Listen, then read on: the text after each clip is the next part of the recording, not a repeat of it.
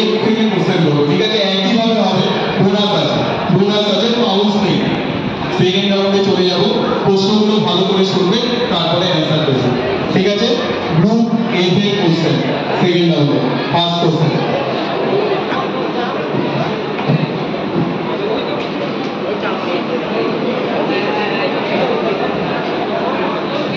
আচ্ছা, ময়ূর সিংহাসন নাম শুনেছো?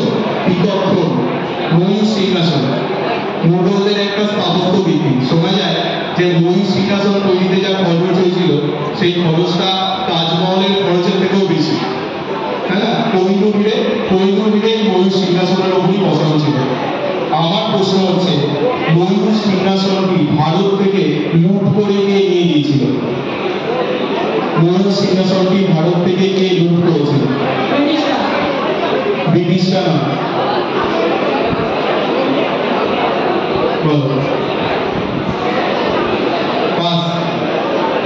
ময়ূর সিংহাসন ভারত থেকে লুট করেছিল কে? ব্যক্তির নাম কি যে ময়ূর সিংহাসন লুট করেছিল? বলো। আলেকজান্ডার। বলো।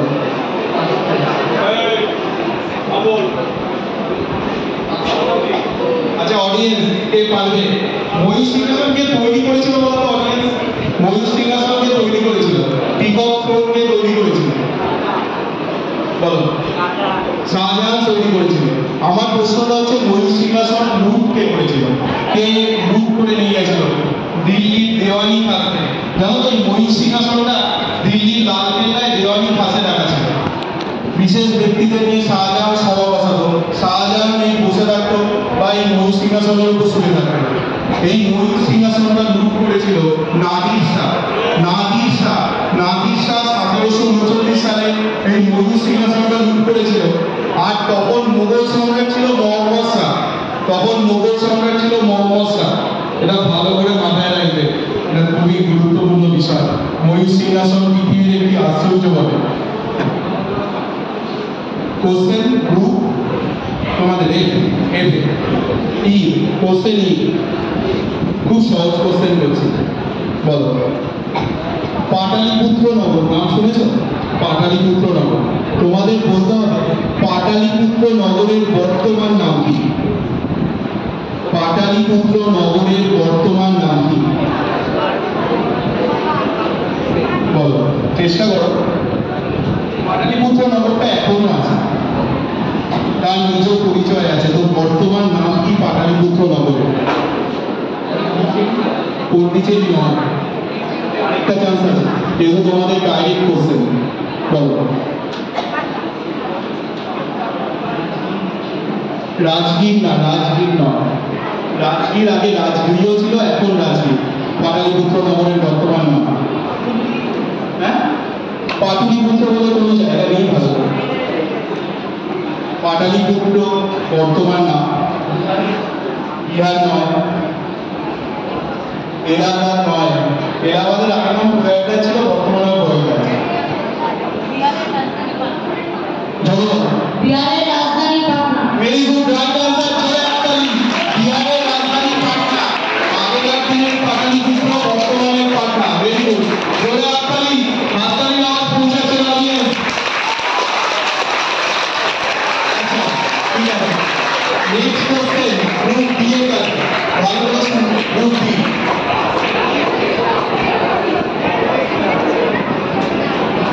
বই থেকে একটা কোশ্চেন করবো, আমাদের জন্য মানে একটু কঠিন হচ্ছে বইয়ের বাইরে। বই থেকে বলো, ইতিহাস বইতে পড়েছে। সেন বংশ নাম শুনেছো তো? সেন বংশ, পাল বংশ, সেন বংশ।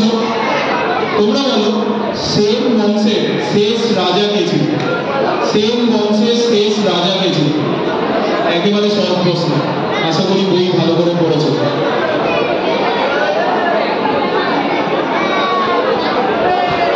সেন বংশের শেষ রাজা কে ছিল?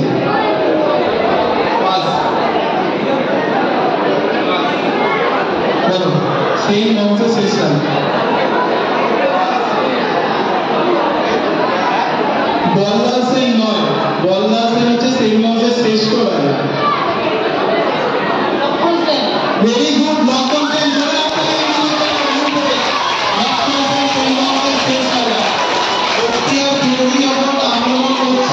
নবদ্বীপকে তখন লকডাউন সেল পাওয়া গেছিল, তাই জন্য তিনি ছিলেন এই বংশের শেষ রাজা। হ্যাঁ, very good. Question group C.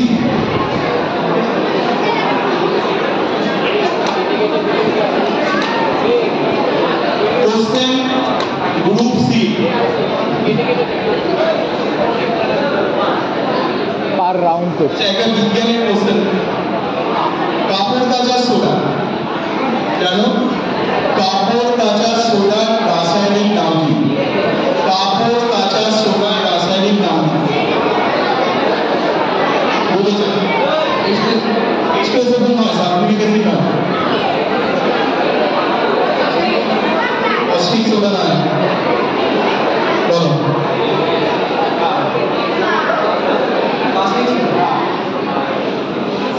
বলো বলো। কাপড় কাচা সোডা রাসায়নিক নাম, কেমিক্যাল নেম। NaOH নয়, NaCl2 নয়। অডিয়েন্স বলো। হাইড্রোক্লোরিক অ্যাসিড নয়, HCl নয়। NaCO3 sodium carbonate, sodium carbonate. কাপড় কাচা সোডার রাসায়নিক নাম হচ্ছে NaCO3 সোডিয়াম কার্বনেট, আর খাবার সোডা হচ্ছে সোডিয়াম বাইকার্বনেট। এটা মাথায় রাখবে। নেক্সট কোশ্চেন হচ্ছে গ্রুপ বি। গ্রুপ বি একটা সমাধিস্থলের নাম বলবো। সমাধিস্থল, এই সমাধিস্থলটা কার সমাধিস্থল? কোন বিখ্যাত ব্যক্তিত্বের? রাজঘাট। রাজঘাট কার সমাধিস্থল? রাজঘাট। অডিয়েন্স তোমরা কথা বলবে না, তোমরা সবাই শান্ত হয়ে বসো, কেউ কথা বলবে না, প্রশ্নগুলো মন দিয়ে শোনো। রাজঘাট কার সমাধিস্থল? হ্যাঁ, চান্স নিতে পারো। রাজঘাট কার সমাধিস্থল?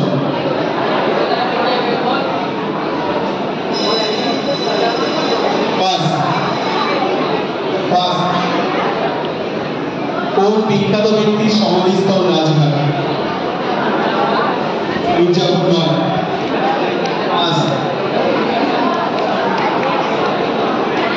বলো। রাজা রামমোহন রায় নয়। অডিয়েন্স কে পারবে? বলো। গান্ধীজি। Very good. ওজোনা দয়াকালী রাজঘাট গান্ধীজির সমাধিস্থল, এটা দিল্লিতে অবস্থিত। আচ্ছা, এবার কোশ্চেন কার? গ্রুপ এ।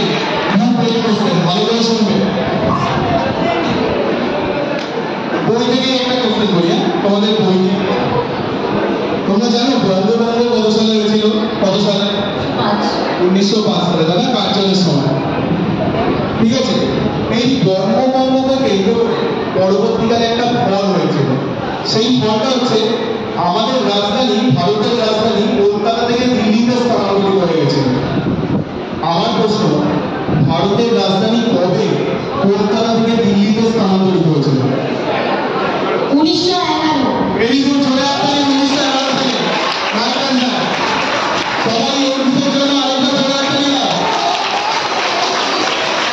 আমাদের দ্বিতীয় রাউন্ড শেষ হলো, আমরা এখন স্কোরটা দেখে নেবো। আমি মাইক তুলে দিচ্ছি অমিত স্যারের কাছে।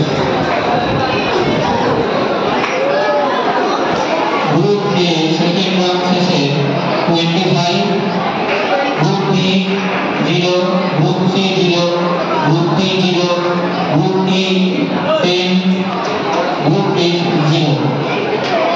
গ্রুপের জন্য জোরে একটা দিলাম।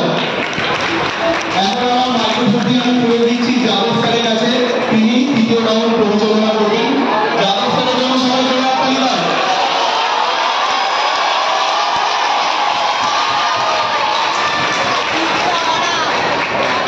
ধন্যবাদ। আচ্ছা, বল। হ্যালো হ্যালো, চশমা